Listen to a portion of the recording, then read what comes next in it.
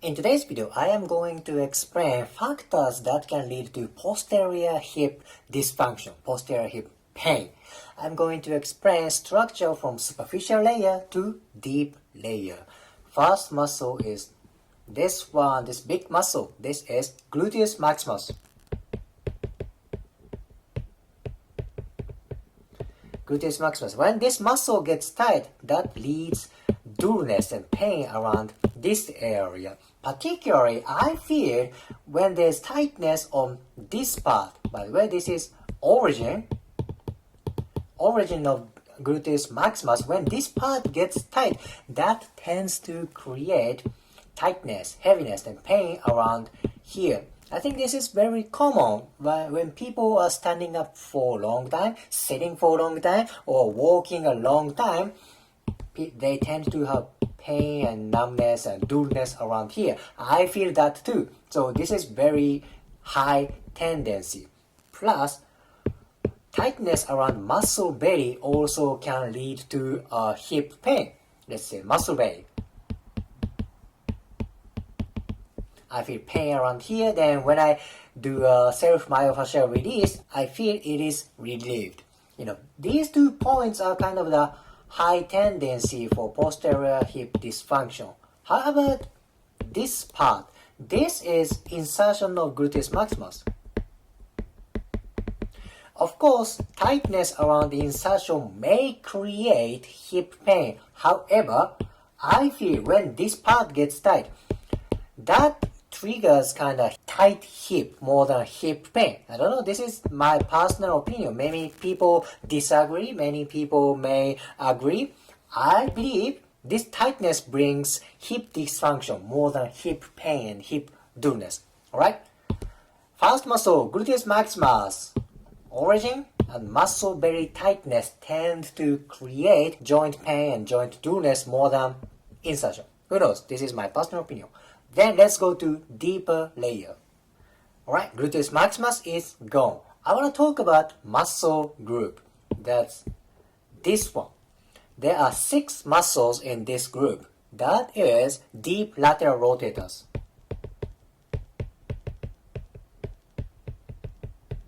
Deep lateral rotators. 6 muscles. When these muscles get tight, that of course tighten up hip joint. Then that creates hip pain and hip dullness.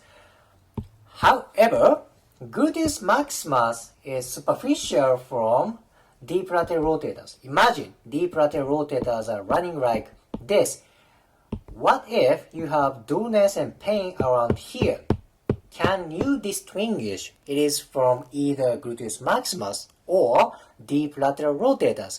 It's kind of a hard question, isn't it? One thing is, tightness of gluteus maximus feels like superficial, more like superficial. Tightness from deep lateral rotators feels like deeper dullness and deeper heaviness sensation. I know this is very subjective, but this is good criteria to know where your tightness is. Again, gluteus maximus is more on superficial. If you feel superficial tightness, that may be from gluteus maximus. If you feel deep part heaviness and pain, that may be from deep lateral rotators. Now, I want to pick one muscle from deep lateral rotators. That is this muscle. This is piriformis. Piriformis, this is very important. Why? Because that attaches to sacrum. So if this muscle pulls this way, that puts mechanical force for sacrum. That can lead to posterior hip pain, posterior butt pain and dullness. Very important muscle. Oh, by the way, all deep lateral rotators are very deep. Very deep.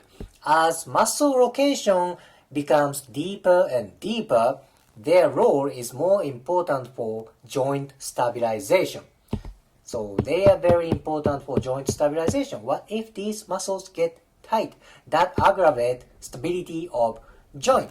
If joint is tight, joint doesn't move. If joint doesn't move, there are heaviness and pain around related area. Very important. Now let me put one more structure, that is nervous tissue. Alright, you see nervous tissue. I want to focus on this one.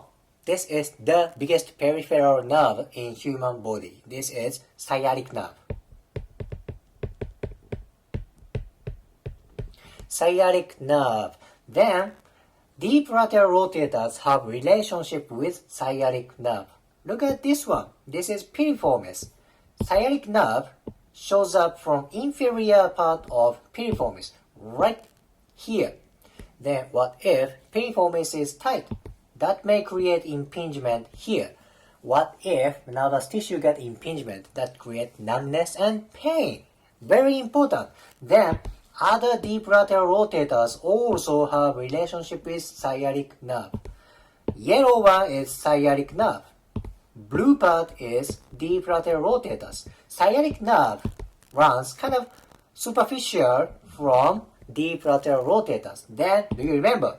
There's Gluteus maximus on top of sciatic nerve. So there may be like sandwich impingement between Gluteus maximus and deep lateral rotators. Maybe that is possibility. So what if your Gluteus maximus and deep lateral rotators are both tight? There may be impingement for sciatic nerve. Imagine this is like Gluteus maximus. Gluteus maximus. And imagine this is deep lateral rotators. Deep lateral rotators. And sciatic nerve runs in between these two muscles. What if your Gluteus maximus gets tight? Plus, deep lateral rotators get tight.